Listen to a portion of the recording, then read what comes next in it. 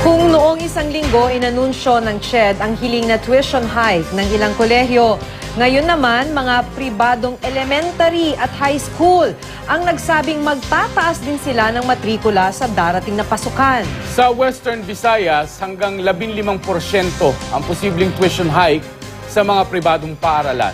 Nakibalita tayo kay Jennifer Muniesa ng GMA Iloilo. Abala na ang mga elementary at high school sa paghahanda para sa enrollment sa pagbubukas ng school year 2014-2015.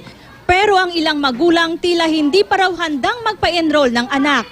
Kinakabahan na kasi sila sa gastos, lalo pat nag-anunsyo ang Department of Education na may mga pribadong paaralang magtataas ng matrikula sa darating na pasukan. Kabilang narito ang ilang private elementary at high school sa Western Visayas. Hindi pa masabi ng DepEd ang eksaktong bilang ng mga paaralang magpapatupad ng tuition hike. As far as I can remember, the highest was 15%.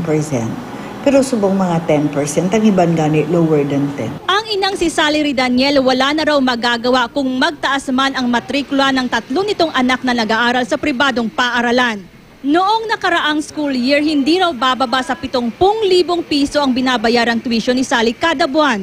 You have to invest para sa quality education na ihatag nila sa inyo. Paalala lang ng DepEd, dapat pa rin ipaalam sa kanila ng mga pribadong paaralan kung magtataas ang mga ito ng matrikula. Dapat din daw matiyak na mga may-ari ng private schools na rehistrado ng DepEd ang kanilang institusyon.